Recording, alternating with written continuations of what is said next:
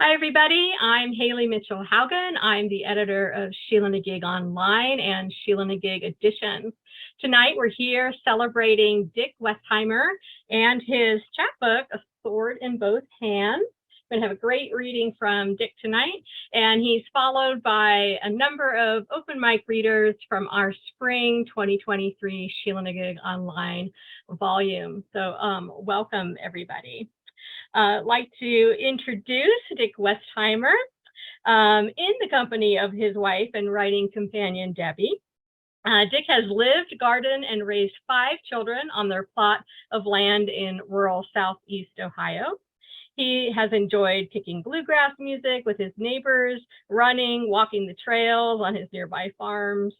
He is a Rattle Poetry Prize finalist, and his most recent poems have appeared in Whale Road Review, Minion Rattle, Patterson Review, Chautauqua, I know I'm not going to say that right, Review, Gyroscope, Northern Appalachian Review, Anti-Heroin Chic, Sheila-Na-Gig Online, Pine Mountain Sand and Gravel, Cutthroat, and more. So excited to be celebrating this chapbook with you, Dick.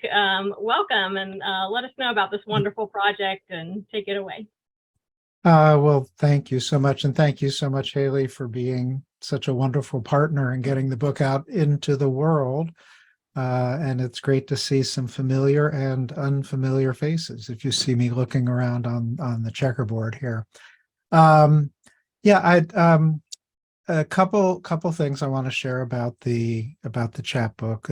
It has done very well, sold very well, and I think one of the appeals to some folks is that all of my proceeds go to Trust Chain for Ukraine. Ukraine Trust. I always get the title mixed, and I think folks are very happy to know of organizations that do great work. And Elya is on the call, and when I'm done, will tell us for a few minutes about the organization, and you'll understand why I'm so enthusiastic about supporting it. I'm going to share a few slides with you.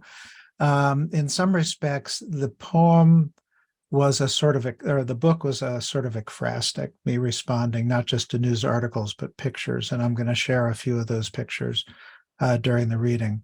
So let me juggle this here. I'm going to show you 2 slides very quickly. And the first you will see, this is a picture of the Polish border, I believe, with Bulgaria. It's a Polish border. I don't know where it is. When refugees from Afghanistan were trying to get into the country. And this is a picture of the Polish border when Ukrainian refugees were welcomed in so warmly and appropriately across the border. So I'm going to stop the share. And so this poem that I'm going to start with is called A Sword in Both Hands, which sort of speaks to that, just to situate the reading in the context of wars that are taking place all over the world right now. A sword in both hands, and the epigraph is from Dion Brand. One is misled when one looks at the sails and majesty of tall ships instead of their cargo. We are a camera photographing itself, America. We are the majesty of tall ships, and we are the cargo, America. We are the jeweled sword, and we are the slain.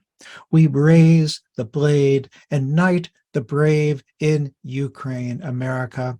We bless them with crowns and say they look like America. We arm them with garlands of dragon-slaying missiles and javelins of the, I lost part of my poem, of the finest steel. We bear our sword arm, America, and intone our money prayers. We strip the evil enemy of coin and commerce. We are money gods, America, and we do this with the right hand. With the left, we hold the pocked sword notched with brown bodies, America. We place the sword in the hands of bone saw kings who do not look like America, to slay those who the camera cannot see, because we say, America, that brown and far away are not America. Those who have before them other gods than America are not America. The brave cannot be knighted by our jeweled blades, because only those we say are America are America, America. The camera that can only photograph itself is a mirror that only sees itself, is a sword that only slays itself, America. The next poem I'd like to read recounts a story that you are all likely very familiar with. It was one of the stories that was told at the beginning of the war that really emphasized both the courage character and the courage and character of the Ukrainian people. And you might remember it. It was a woman who said to a Russian soldier, "Take these seeds and put them in your pocket, so at least sunflowers will grow when you lie down and die." This is called A Ukrainian Woman Confronts a Russian Soldier in Tennis Check, after Jericho Brown's duplex. What seeds will you carry in your pocket when you lie down among the worms and fungi when you die? Above the ground, we, the living, won't comply with those who come here just to watch us die. None of you will see our spring blue sky, nor the summer yellow flowers blooms whose life is dead to eyes so glazed with winter's bleak decline. Those whose pockets carry orders they should defy.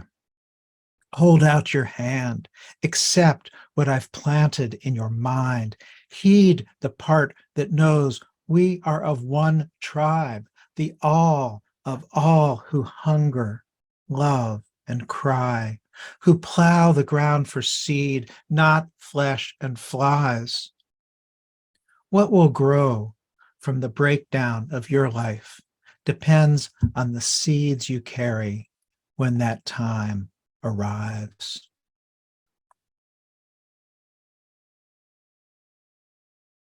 Thank you all. So the next photo I want to share with you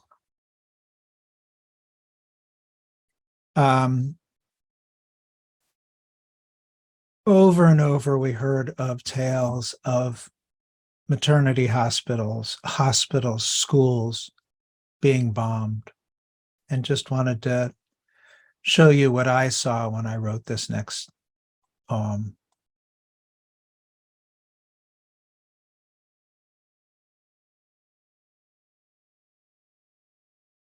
And this is called "The Hospital is Life, is Light, is Dust."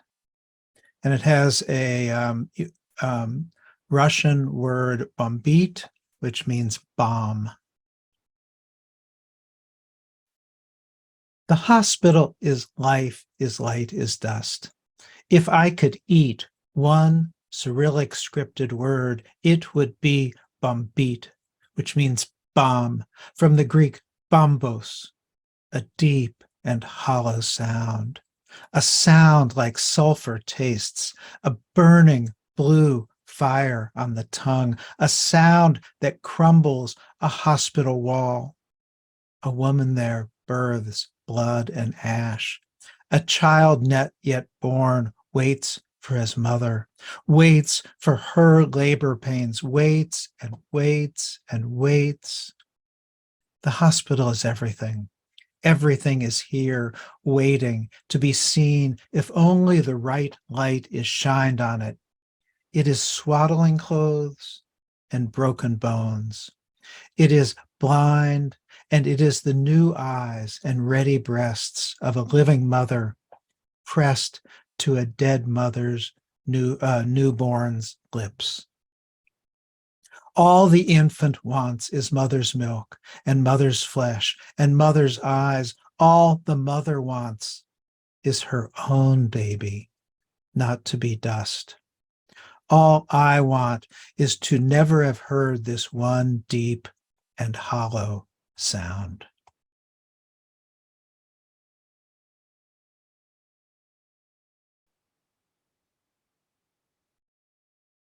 I read many of these poems for a group of Ukrainian members of the Ukrainian diaspora who live in and around Cincinnati on Tuesday night. And it really brought home how important poetry is for keeping being the moral memory of a community. Sometimes we forget, we engage in poetry, we love to do it. We love to listen to poems and read poems and write poems, but poetry serves as moral memory. And nothing was clearer to me than reading this to a bunch of folks who were not necessarily into poetry, but they felt that this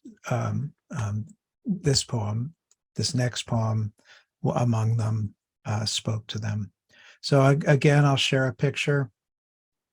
This was truly an ekphrastic. This is the image that I had in front of me when I wrote the poem. And it's a photo of Volodymyr Zelensky when he arrived in Bucha after the Russians were driven out, and he saw the incredible carnage and wasted lives and yes, in the streets. And this is the picture. This is the face of somebody who bears witness.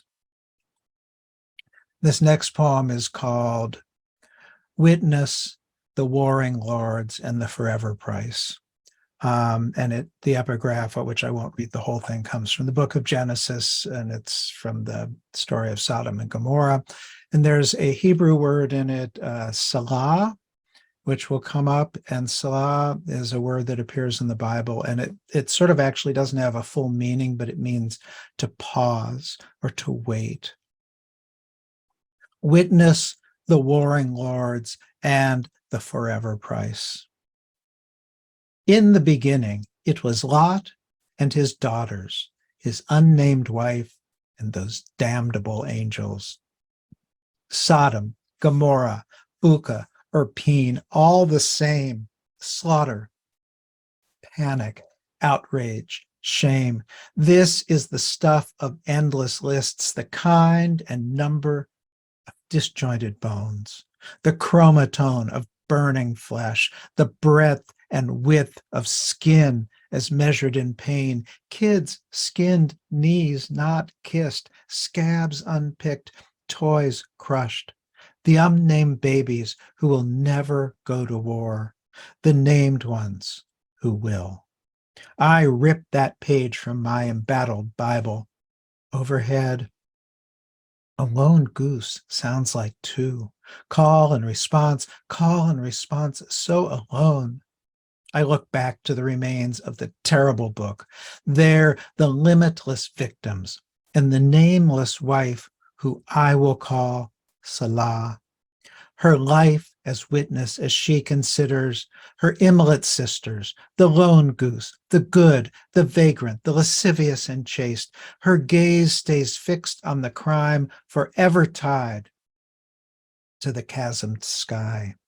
She sees the hands that reach from the graves, the broken crutches, how blue the fire burns, how blackened the flesh, the dirt beneath the fingernails of the dead, the sins that are not sins, the sins that are, the gods who worship their own idols, the idols made in the image of their savage gods.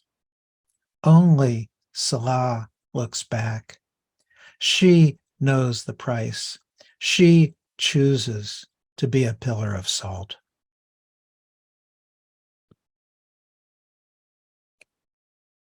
I don't know how many of you recall. I'm brought back to recalling because I read these poems so often. There were some times a year ago at this time when the existential crisis was not just among the people of Ukraine, but when we here felt that nuclear war was a distinct possibility. There were threats of it. And this is a poem that I wrote after going to the dentist because my teeth ached and I didn't know why. And just a quick note, I just had a follow-up dentist appointment last week and I gave my dentist a copy of this book and she read the poem out loud to me in there and she just cried. She said, "Oh, I remember." Bodies responding to contingent times.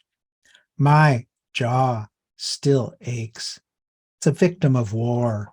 My tooth and root throb from incessant grinding, which will pass, I am told, although over there bodies pile up. The score will be kept. The dead will fill the ledgers of woe. My dentist tells me my teeth are fine. X-rays reveal no rot or ruined crowns. She suggests I meditate and wear a mouthguard to seek relief. I think to tell her about the dreams that wake me, the tangled sheets, my visions of hellscapes here after a great undoing. But I refrain when I see her calming green eyes fall to her own trembling hands.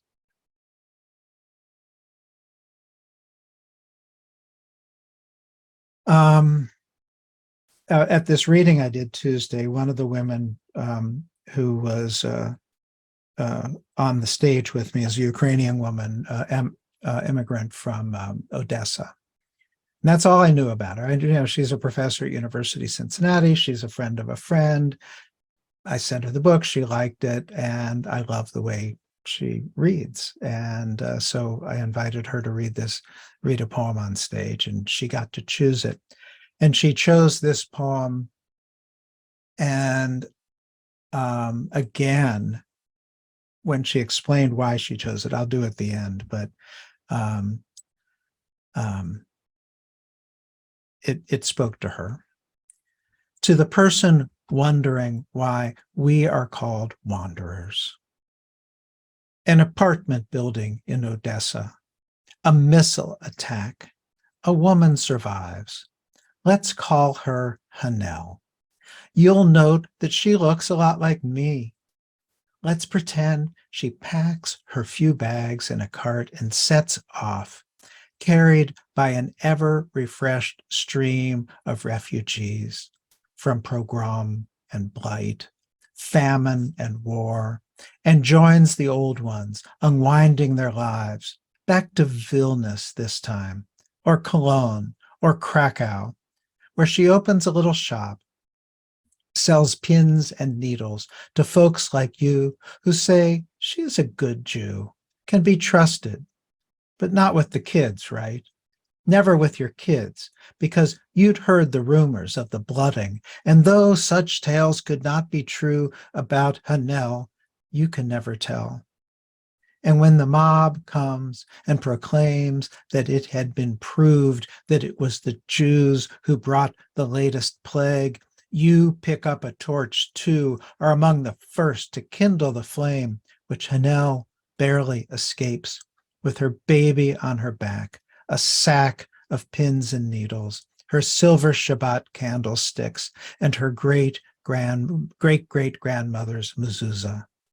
She rides in the cart on her way again to Kiev, Odessa, Uman, to Kharkiv. And the reason why this spoke to Victoria so much is because it's the story of her people. The Jews have been run out of countries all through Eastern Europe throughout the time of our living there. And it's, we're not of one place, we're of the region because we keep being driven from one place to the other, like she was driven 30 years ago from Odessa. So I'd like to read the last poem in the book,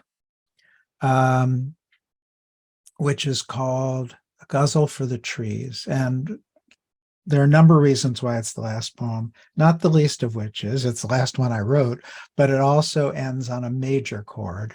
And it is after the work of a 19th century Russian language nationalist language poet, and statues to her, Leslia Ukranka, are found all over the country. Imagine living in a country where the statues are to poets and not Confederate generals.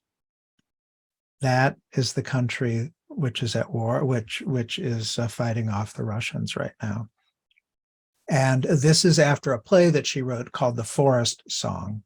And I'll have to say that I discovered her very circuitously. It's not that I am fluent in Russian language or in Russian or Ukrainian language poetry, but I wanted to write something about trees, and I looked up poems about trees in Ukrainian language, and I discovered her and her work and to what extent she's revered in the country. This is Guzzle for the Trees.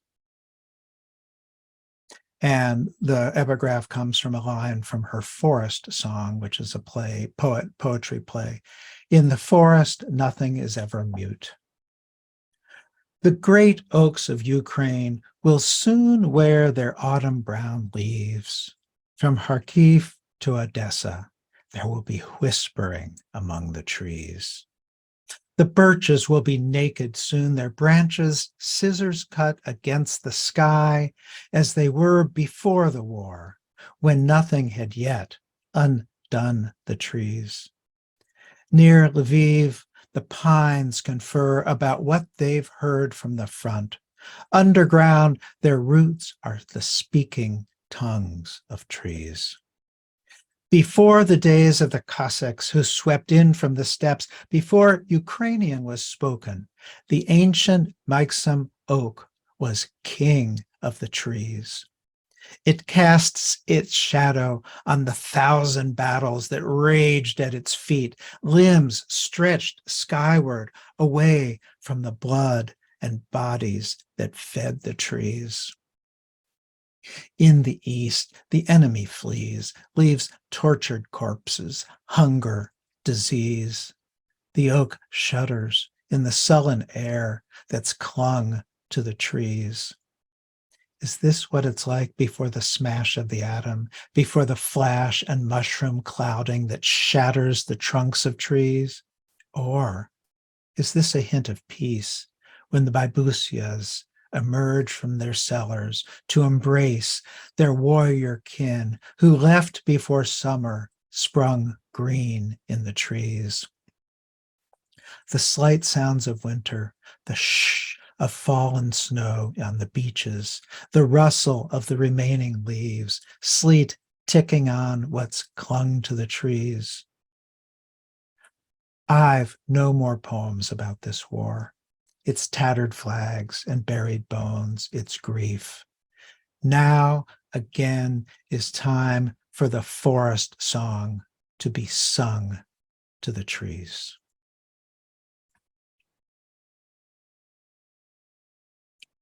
Well, thank you all very much. I've had my script in front of me, so I haven't been able to keep up with your faces, but I've seen in the periphery a few folks smiling. I really, really appreciate you coming and listening. And I do ask you, and I'm going to introduce Elya here in just a moment, to if you don't want another book in your collection, consider contributing a few dollars to Trust Chain for Ukraine, and you'll understand when Elya talks what a wonderful organization it is and why it's the one I've chosen. And while he's talking, I will put a link in the chat. And I'll also put my website in the chat. And if you have the book or get the book, the website has links to all of the news articles that the poems were based on, and it has more pictures, a whole folio of pictures associated with it. And it has Trust Chain for Ukraine's website there also. Thanks, Elya. And I always get the name backwards, so I appreciate you posting that. So take a look there, even if you end up, there's also purchasing information from either me or from Hayley on my website. So thank you very much. I appreciate it.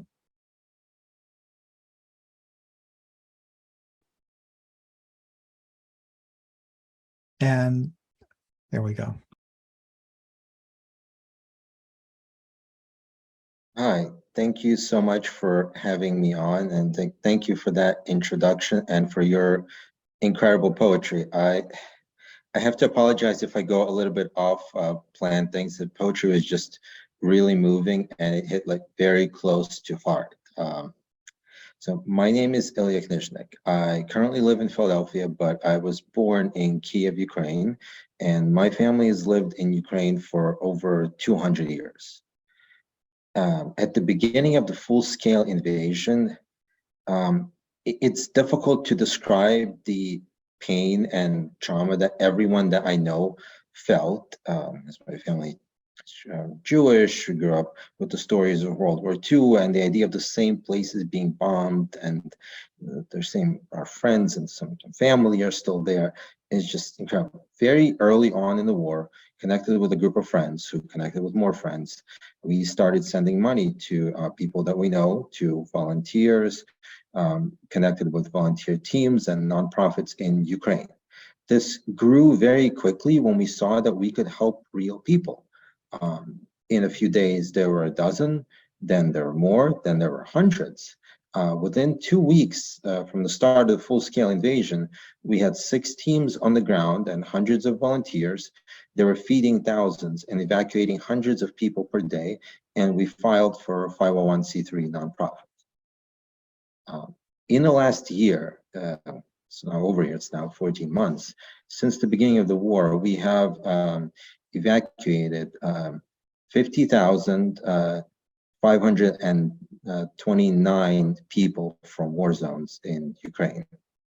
We have fed over 2 million. We've helped house over 100,000.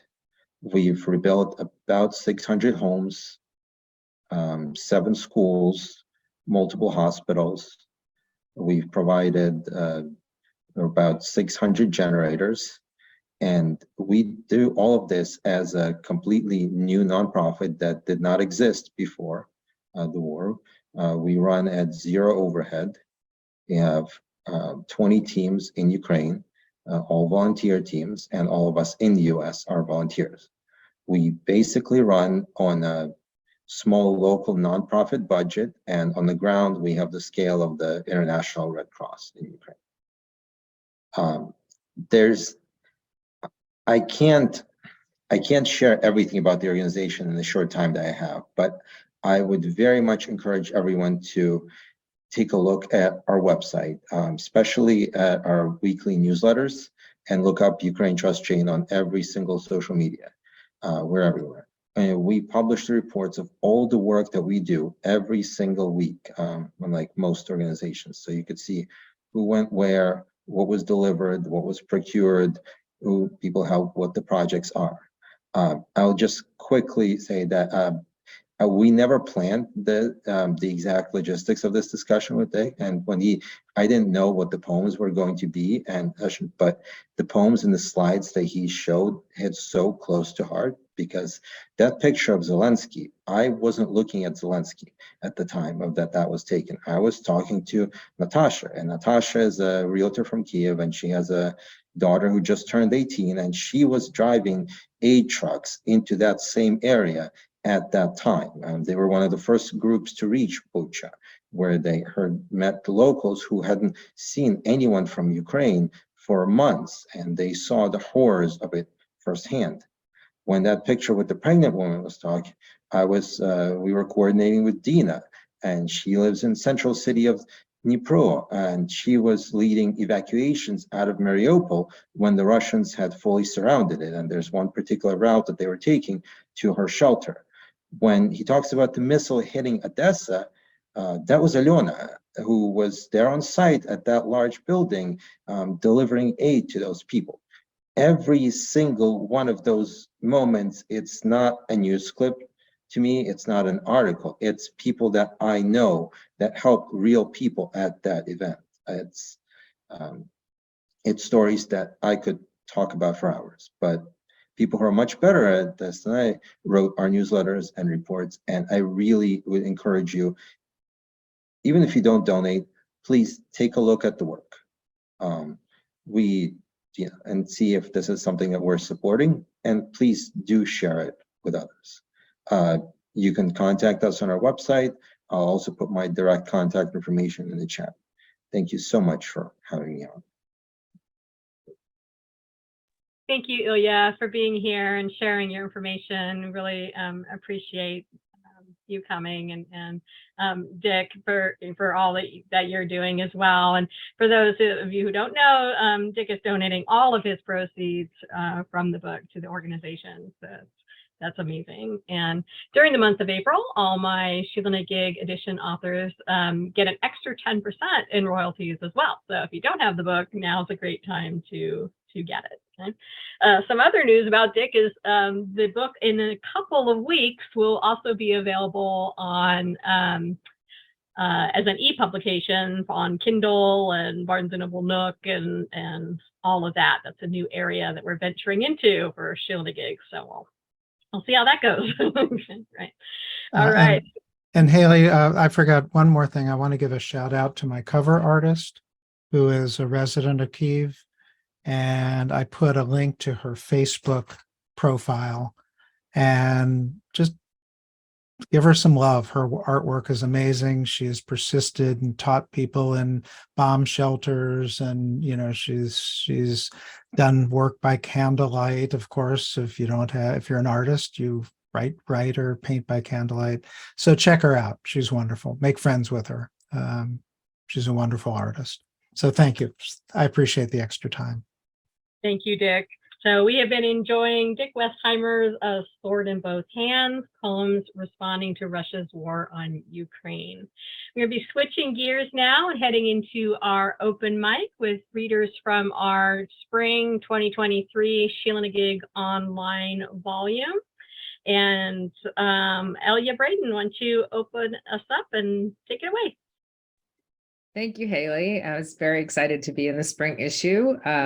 I've just put into the chat my recently released chapbook. And let's see. And here's the poem that I had in the spring edition of Sheila-Na-Gig, Flutter and Fight. Hope is the thing with feathers, Emily Dickinson. Of course, she refused to speak, only glowed mute yellow, shrieked and slammed her green-tipped wings against the bars that bound her world, bolted for the ceiling, banged against the bedroom window, the sun peeking in under a red ruffle, every time I snaked my small hand in to clean her cage, smoothed down a fresh page of the news of the day. Who doesn't rage against the limitations that define our lives? Don't we all want to devour that extra slice of chocolate cake and not gain an ounce? Don't we all want to run that almost red light, arm wrestle the Grim Reaper for another year or two? I never wanted a bird, all flutter and fight, in a home where my mother waved a doorway goodnight, while my father smoked and glowered in the den. I craved touch, fondled the black velvet skirt hanging in my mother's closet, slept with my aging, eyeless Leo, scooched too close to my father's friend on our den couch, me in pink pajamas, unable to sleep, my skin as urgent for connection as an unplugged lamp. I'd begged for a gerbil, something small and furry, a fistful of cuddle. I'd imagined its tiny nose twitching kisses on my cheek.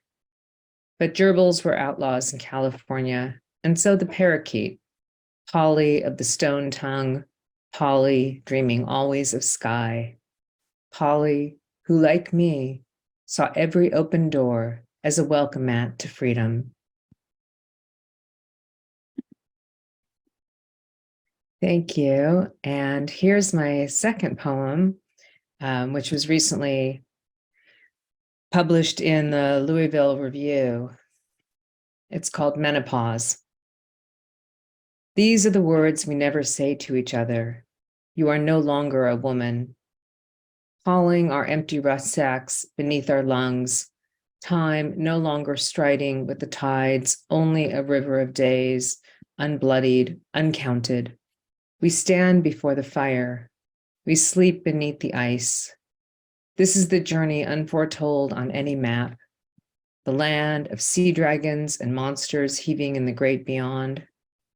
We carry our bones like kindling, ready to break, ready to feed our daughter's fire. Each morning, the mirror greets us with the mask of our unbecoming. Where do we find ourselves in this atlas of gullies and crevices? What God ordained we would crumple into our future?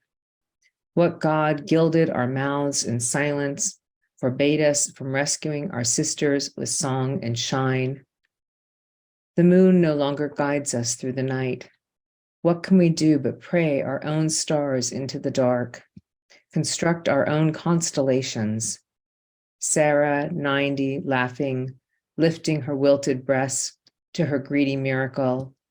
Rebecca, scooping water from a well. Leah and Rachel, 2 points of a triangle, bright with jealousy and deceit. Oh, great mothers, what can you teach us to love this barren parade of days? Crone, once a word of blessing, of wisdom scraped from earth and plucked from branches, now a curse, not Eve's curse, but the curse of forgetting, of learning to live again in the desert of the forgotten. Thank you.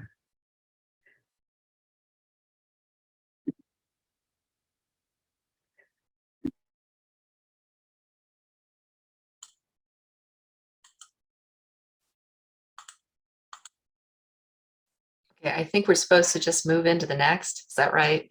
Okay. So my name is Alissa Sammarco, and I'm thrilled to be here. And that was wonderful, Dick. Thank you so much.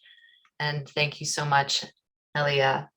I have my debut book coming out in September. I just wanted to let people know about it. It's called Beyond the Dawn, and I will post information about it. Oh, let's see. It did all go in there.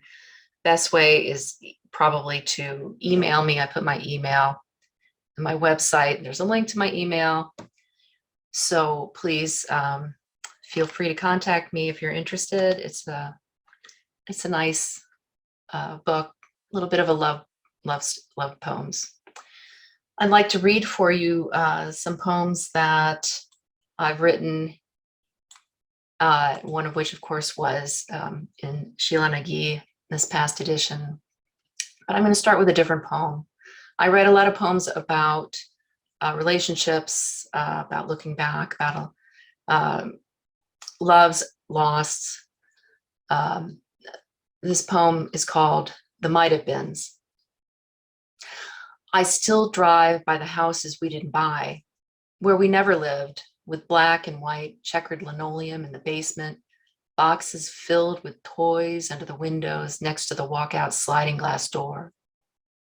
The bar where we might have served pink ladies and highballs with maraschino cherries and olives, toothpicks with paper flags.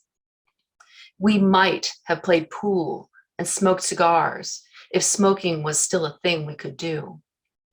The trays of antipasto sliced thin as rice paper and cheese you could smell down the stairs from the kitchen. Perry Como playing on the hi-fi, laughter of friends, rolling waves that filled the whole room. It might have been that way if we'd lived in that house. It might have been that way for just a little while before we drove away. You never looked back.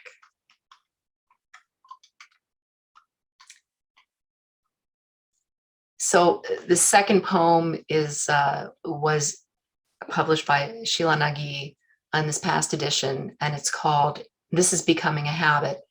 And it talks a little bit to that place where couples get, after they've been together for a little while, or maybe after they've had a disagreement. This is becoming a habit. You going to bed, leaving me to linger in front of the TV, ice clinking as it rolls in amber bourbon.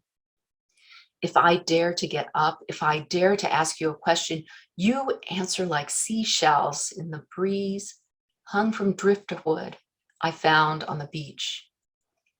The steady shushing of waves turned shells, cutting perfect holes in spires of moon shells and oysters. Their voices answer nothing, like the wind chimes I made from driftwood and fishing line, now hung in the door to the bedroom. Thank you.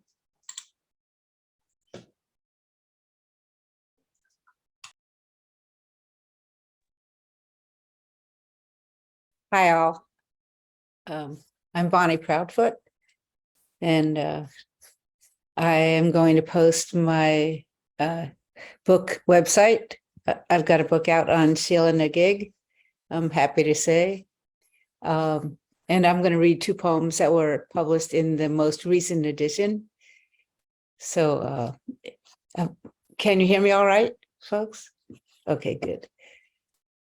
So let's just see where they went. Okay. The first one, I live in southeastern Ohio in Athens County.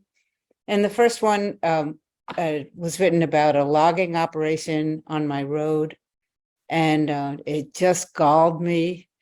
And it's one of those poems that just starts from a burr under your skin. And I called it Manifest Destiny. First, you hear chainsaws. Right off, you know there are more than usual.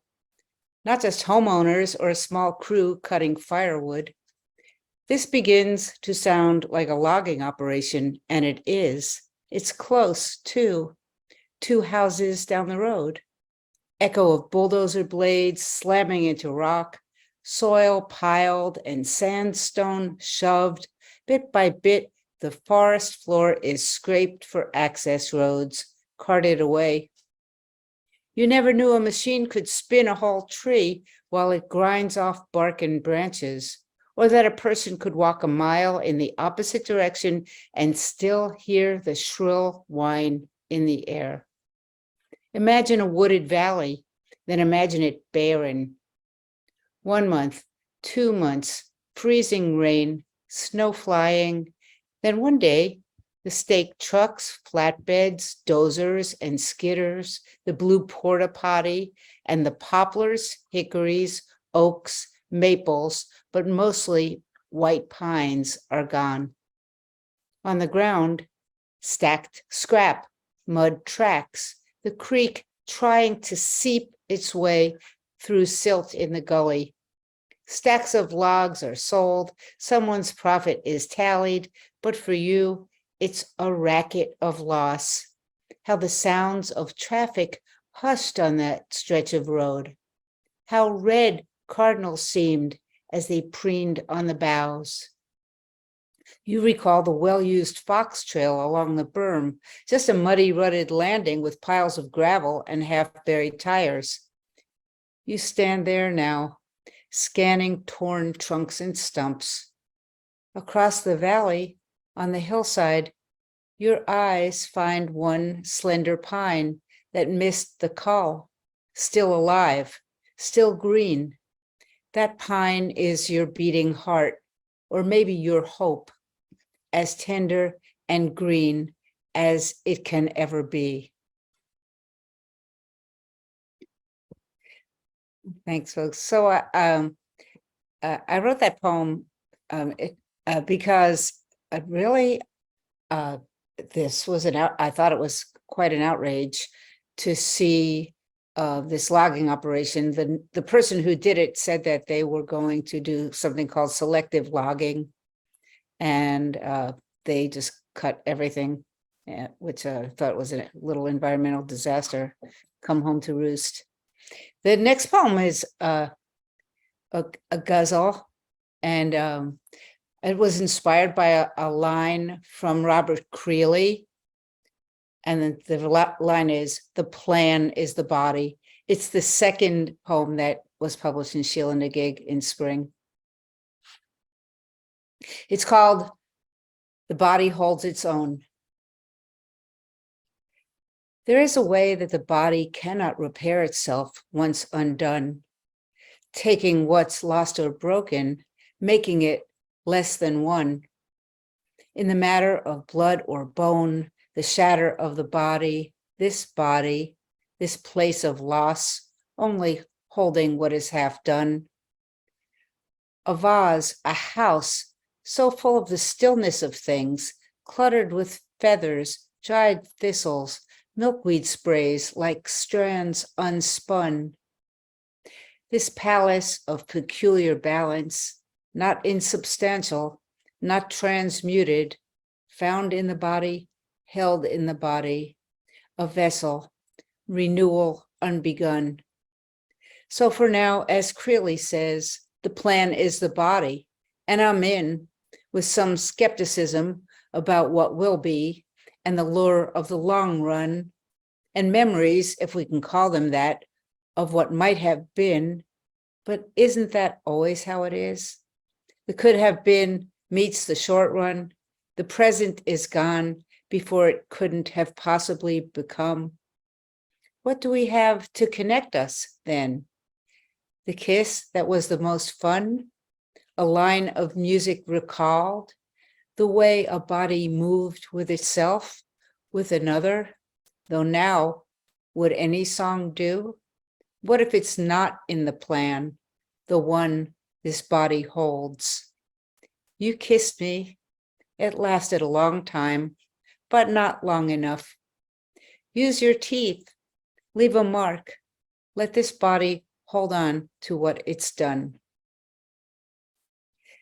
Thank you.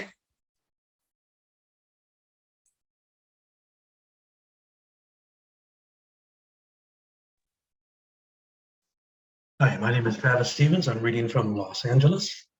First, a big thanks to Hayley for inviting me to read, and just an honor to be part of this group. There's so much talent here. It's unbelievable just to take part. The poem I'm going to read first is the one that shows up in the next issue of Sheila-Na-Gig. It's called Measuring Up. Fishermen hold their hands apart, this big. It's an ages-old measure of got away. Jack raises his glass to the bartender and holds up a pinch, 2 fingers. We have purchased a digital scale because the recipes in the baking book between gorgeous colored plates are in grams with cup, half cup, and teaspoons all in parentheses. I think of my father who, when walking the fields, counted his steps and calculated acreage. How many acres planted today in corn, oats, or hope?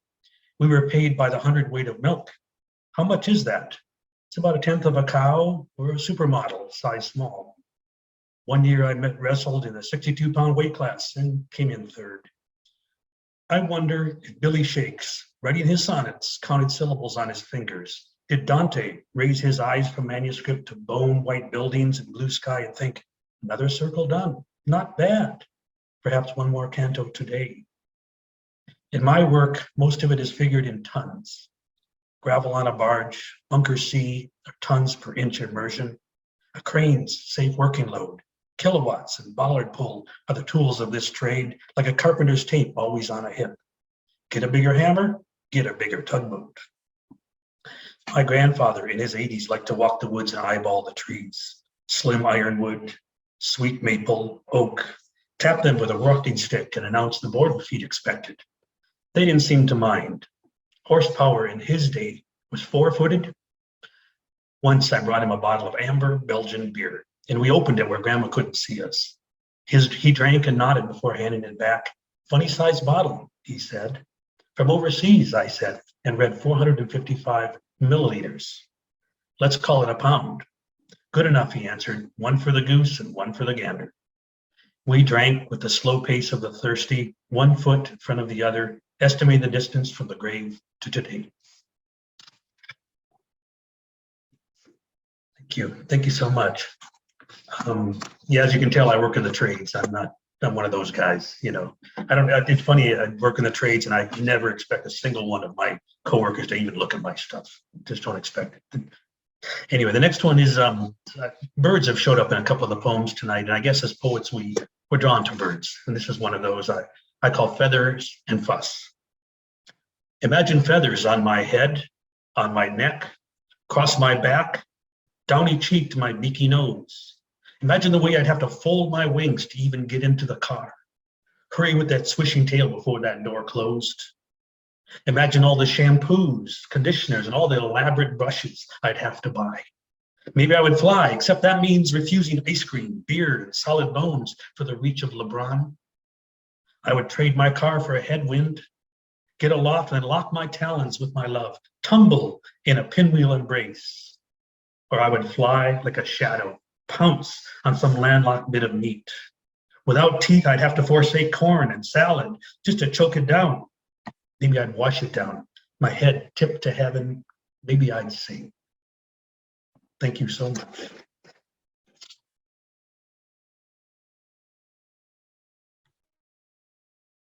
Hello, everyone. I'm Barbara Murray Minney. I'm reading from Talmadge, Ohio, which is next door to Akron. And as you probably know, Akron is still dealing with the fallout from the death of Jalen Walker by the police last year.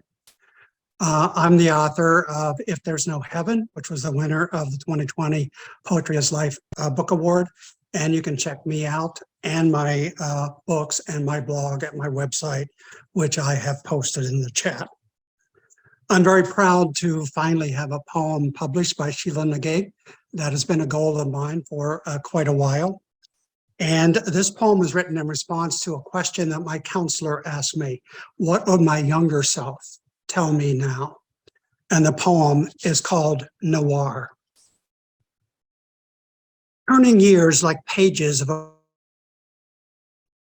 hard-boiled PI on a blood-stained vendetta, knifing through a maze of blind alleys, gunning at dark clues, pointing to broken puzzles, pieces scattered across alternative lifestyles and spiritless religions, faceless villains and buxom femme fatales, alluring and dangerous like a waveless sea, lonely days, lonelier nights, nightmaring in a jungle of twisted sheets, smelling of beer and cigarettes, wet with sweat, ignoring the warning signs, red herrings and smoke screens, fistfights and beatings, some self-administered, pain and pleasure blurring together into a sublime ecstasy, leading to a godforsaken corner. Spotlighted woman in the sepia dimness of the Bishop Crook lamppost, crouching and listening to the boy in dirty coveralls, freckle face, dimming eyes, amber in the fading moonlight. A younger opposite-gendered doppelganger, connected like a marionette and marionettess, whispering, learn to make your own rules, lose the only life you know, be reborn. My second poem, ironically enough, was influenced by a poem that I heard Dick read at an open mic about 2 or 3 months ago. And this is the second time that I read this poem. And it's in 2 parts. It's called The Funky Skunk. 1. Grimly and faceless in lifeless Warren, Ohio. A picture of the funky skunk should have been alongside the definition of dive bar in Merriam-Webster. Dark aroma of urine, sour beer, and mold. Site of monthly girls' night out. Crowded with cross-dressers, tranny chasers, and significant others.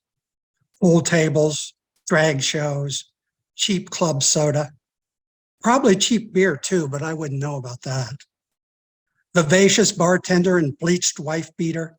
Sweat on her benevolent cleavage, ablaze in dazzling neon beer signs. Thunderous industrial music, pulse steady as a heartbeat. Marilyn, Debbie, and Crystal sat at my side. raspy from shouting to be heard over the clamor. Daydream emotions of refuge, protection, and safeness. 2. It was Transgender Day of Remembrance.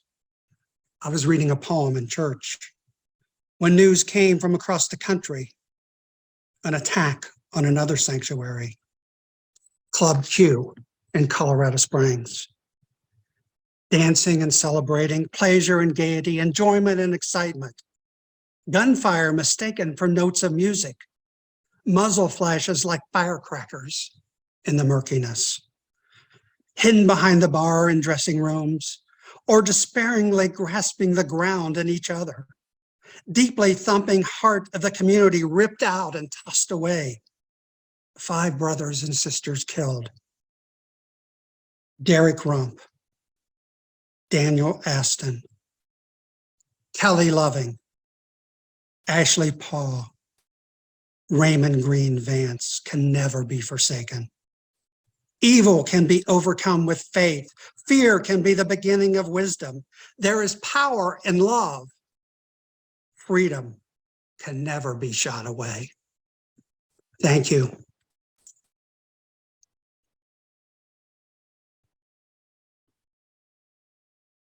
Hi, I'm Penelope Moffet. I am in Southern California in Los Angeles County. The first poem that I'll read is in the spring issue of Sheila-Na-Gig, and it's called Full Moon, December. Before dawn, a full moon hangs between the condos across the street. Instagram worthy, but I don't try it with my old iPhone. The cats wait for me to provide a lap in the recliner, my legs up in the reading lamp's soft pool of light. The sky lightens, trees appear, the moon goes into hiding. What I can see from here are red tile roofs, a gray sky tinged with blood. It's so long since I've held someone human.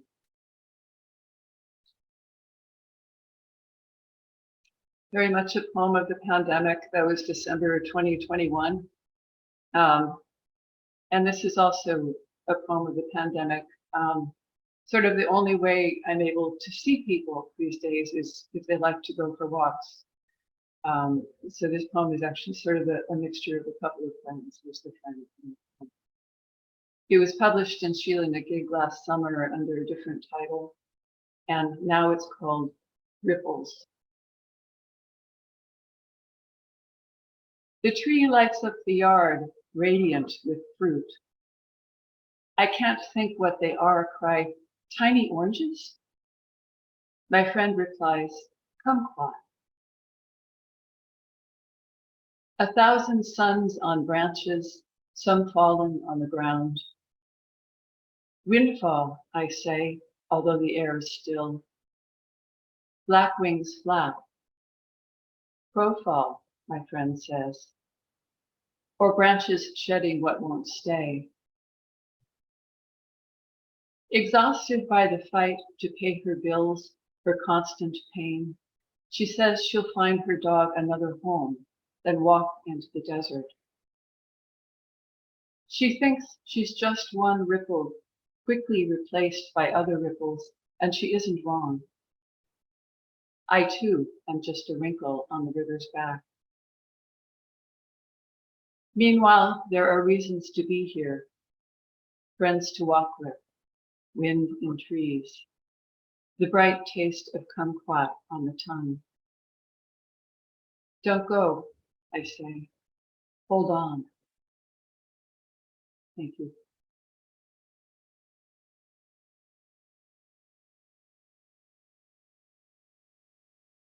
Hi, I'm Tom Barlow. I'm going to read 2 poems that were in the spring issue, and hopefully they'll speak for themselves. Trophy. Dad kept a photo in his cufflinks box of the '38 Buick Century with a straight 8 he bought from Uncle Buck after the war, the one that caught fire between Cambridge and Quaker City in '46 and burned to the axles. 60 years later, he would tell me about that car like a kid who caught a Gehrig home run ball.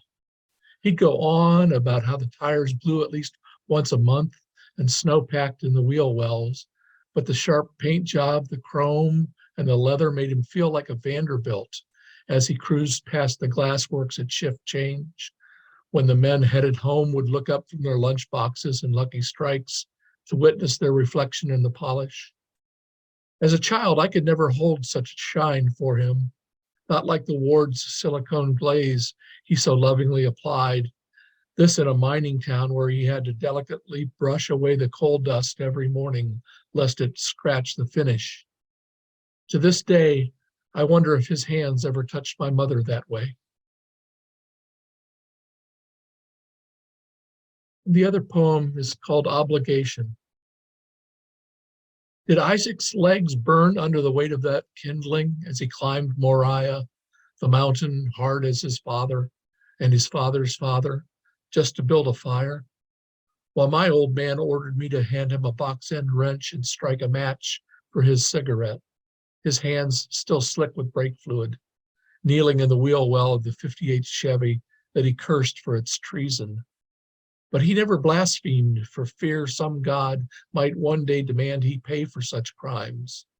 The old man knew obligation, all right. He lived to cultivate obligations, refused to take them on himself, lest he end up like Abraham and Sarah, indebted when her dusty womb was filled with a miracle, obliged to set a flame to their faith should their insecure Lord demand the sacrifice. Even if it meant nothing more to him than the ashes that hung from my old man's cigarette, as he told me I would never learn how to bleed a brake line, as though I was good for little except honoring an obligation should that become necessary. But Isaac, as he stopped to rest, as he turned to look out over Canaan, was not the sort of lad to grab that wrench from his father's hand and smash it against the windshield until the mountain was strewn with glass pebbles, the firewood tumbling all the way down to land at his father's feet. Thank you.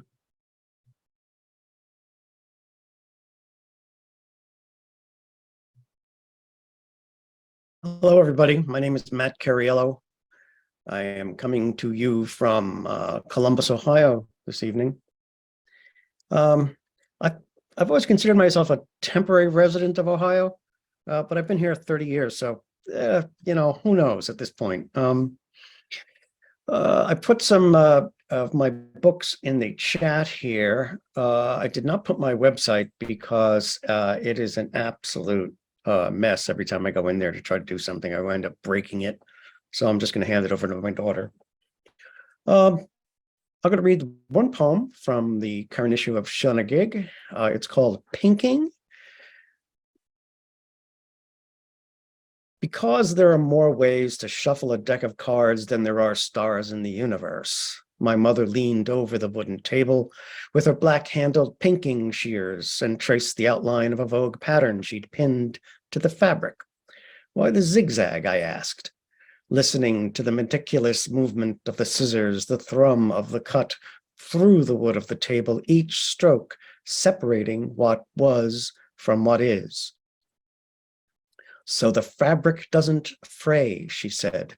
The little strings they hold together won't unravel if you cut them right.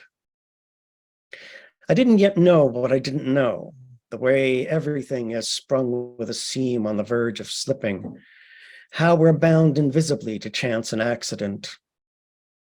Let me see the pattern emerge through the oblique lines of the shears. Let me see the way the edges that bleed but don't tear make something new and useful. I have no idea what she was making. Just the vibrating thrum of the cut resounding through the wood of the table. A song, that's the sound of stars. Dealt seriatim, burning, then flickering, then fading, always out of time.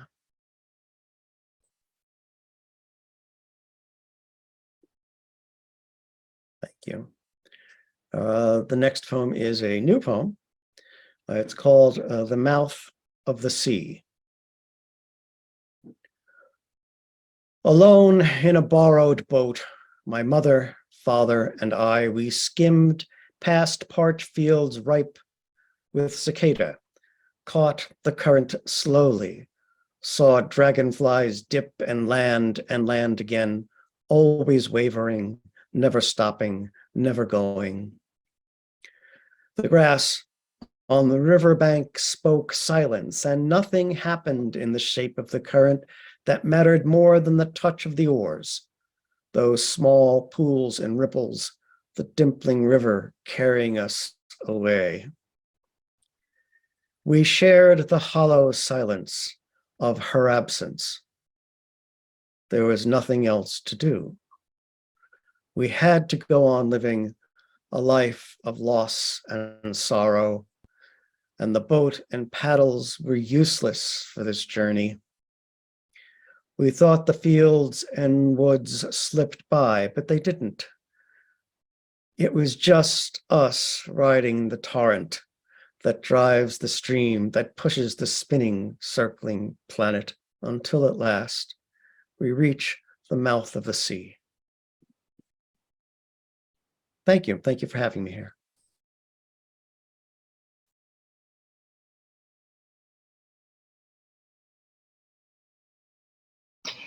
Hey, good evening, everybody. My name is Emily Kerlin, coming to you from Urbana, Illinois, although I consider myself a sometime Ohioan because I went to Antioch College in Yellow Springs, Ohio. So it seems like there's a lot of Ohio connections here. So I have two poems for you tonight. The first is not the one that was published in Sheila-Na-Gig, but it is a poem related to the first theme of the evening. So this is called The English Test. His arms reach up for the keyboard, and I can see his fingers tremble. He startles when I touch his shoulder to offer him a taller chair. He looks at me sidelong as he slogs through the garble of English in his headphones. His skin is fair, and I see the blue veins and lamb-soft hair of his temple as he strains, bewildered by everything. When he finishes, he stands and teeters as though near a cliff's edge. We stand a minute together to adjust to the sway of his terror or the far-off beat of it only he can hear.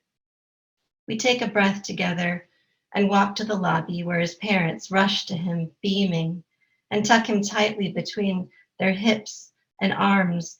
Will he begin school soon? The mom asks. Yes, I assure them. Quiet settles in around us like cloud cover.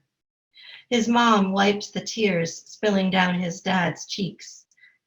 You must understand, just last week we were hearing explosions, sleeping on the tile of our bathroom floor. She looks at her son, just 7 years old. He has friends that are dead now. He pulls at her coat sleeve like my son used to when he was ready to move on. She whispers to him in Ukrainian, and then to me, we're so happy to be here. They button up his brand new yellow coat, and the boy leads them into the afternoon's cold sun.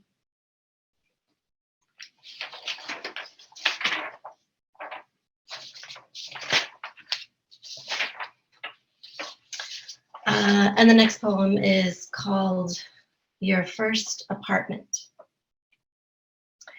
We climbed the stairs together to number 3, where the landlord fiddled key and lock to let us in a musty room with the shabby couch, pint-sized stove, dirty overhead light, and dull carpet.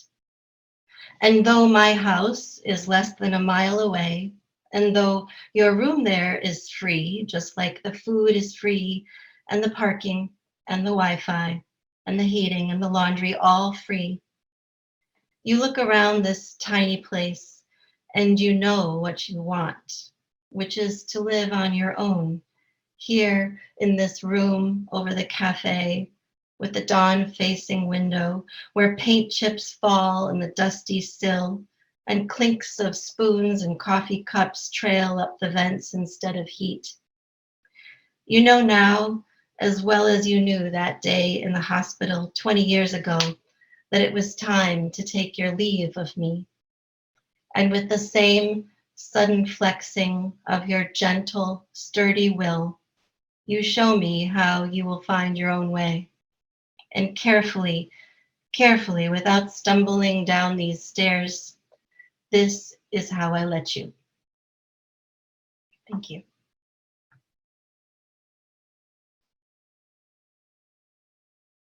Right, so thank you, Hayley, for squeezing me in at the last minute.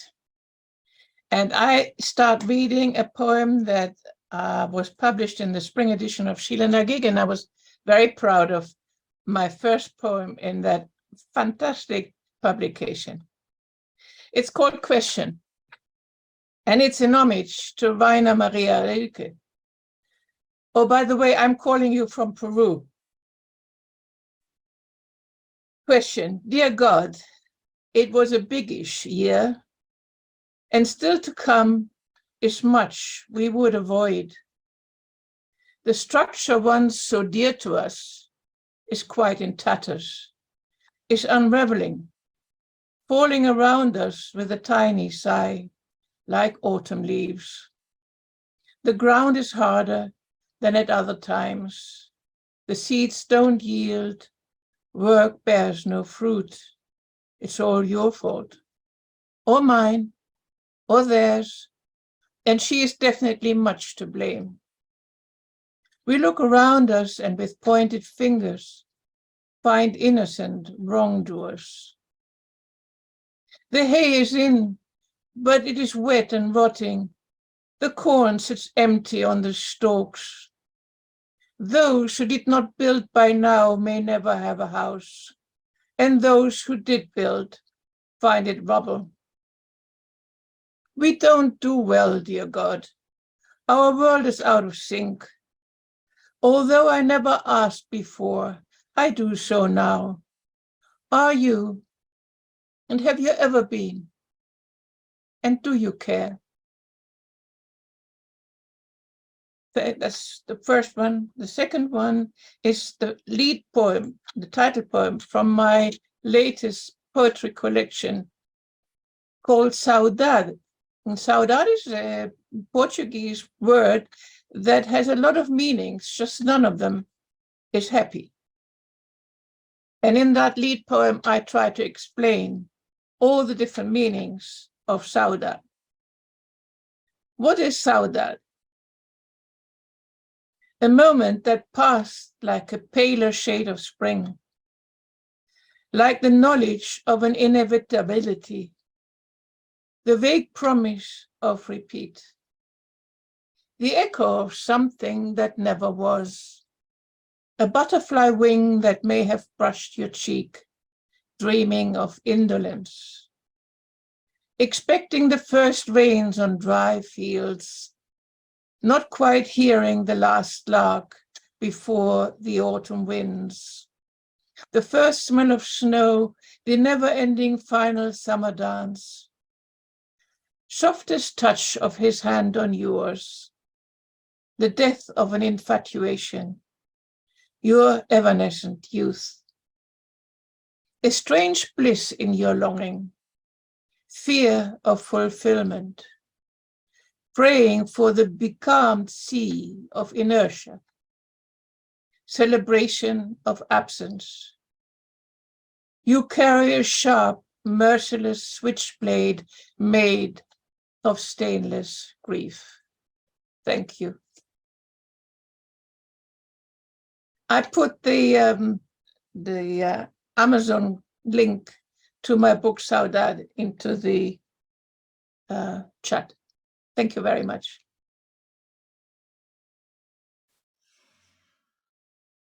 Hi, I'm Gary Glauber, and I'm coming to you from Bedford, New York, which is just a hop and a skip from Ohio, I think. And we're all tired after celebrating Poem in Your Pocket Day. I'm going to be reading two from Inside Outrage, which recently won a finalist in the Eric Hoffer Metal Provocateur category. And thank you, Dick, and thank you, everybody else. I try to find poems that are in the tone and timbre to match what's going on here.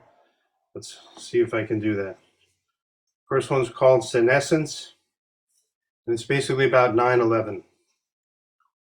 It's never what you expect. The event that changed the world happened against backdrop of beautiful Tuesday morning. It's never the same again. Each moment brings change. The dark shroud grows blacker, the introspection deeper, the prayers more desperate. It's never an invitation to silence. We're expected to speak our minds, voice thoughtful concerns, formed in calm, reasonable tones.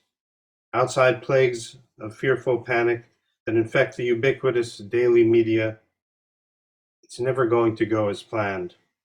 The breathless realizations, as things go awry, deteriorate into surprising downward spiral as rapid descent occurs. It's never what you expect. So savor the safe illusions, make each grateful moment count, as silent countdown shouts background noise, ticking, ticking, ticking away. Thank you. And then finally, meeting Joan of Arc for brunch. The enormity of eternity is treacherous, she confides. You cannot trust a soul. I disagree and tell her so. We touch hands, a gesture of respect and affection, because we come from such different places. My stillness melts glaciers, her phosphorescence lights the way for many. Hers is a delicate frenetic, a graceful kinesthesia, heartbeat breathing in, out, through long summer of motion. It has been a dynamic progression, a true peripetia, earning the numbers, learning the formulae, privy to the inside joke. She laughs, and it is complete, this cycle of discovery. Yet the chorus cannot act upon the players, and the hidden lawyers are putting out forest fires started elsewhere. Dreams are jury-rigged accordingly, and the primrose path of whitewashed future gets sold at an auction's discount. Trust in yourself, I tell her. Remedy concerns. Trust the code. Seek forgiveness. No contrition. Even as I speak, I know it cannot be. History repeats for a reason. Discretion and valor notwithstanding, she is now off to battle, and my good wishes will mean nothing on the beachhead of the practical. I unlock the cage and set her free, even though she is the one with the key. Thank you.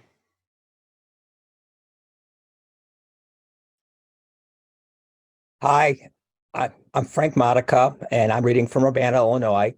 A quick shout out to Emily, also a fellow poet from Urbana. I want to thank Hayley for the opportunity to read during this open mic time and for publishing two of my poems in Sheila-Na-Gig over the past 2 years. Here's a poem from the current issue of Sheila-Na-Gig with birds in the first stanza. Queen of Heaven Cemetery, Hillside, Illinois. Hummingbirds hover over empty blossoms. Sparrows chase robins from their nests. Petals fall from tall browning stems. Veterans Day, Memorial Day, 4th of July. It could have been any of those anniversaries. Instead, it's an ordinary Saturday afternoon when we drive to his newly mown lawn cemetery. We don't do flowers, navigate by other memories, triangulate the highest flagpole, 2 howitzers, walk between 2 tall tombstones, trek past a mariachi band celebrating someone else's life. We find his low-lying marker, brush away dewy grass clippings, rub his silent name, still astonished by our sprawling griefs. And for my second poem, Misdirection from the, thank you. Misdirection from the March 2021 issue of Sheila-Na-Gig. What I thought was an American bald eagle ranging far and wide over amber waves of grain was in reality a turkey vulture flying long, lazy gyrations, hunting for roadkill.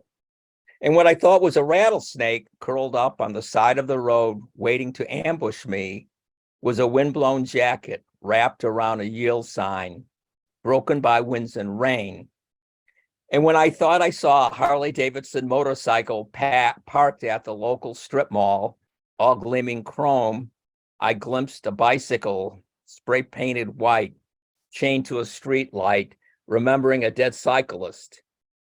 And when I thought I felt the pulse of my newborn grandchild against my chest, it was my cell phone vibrating a robocall. Thank you.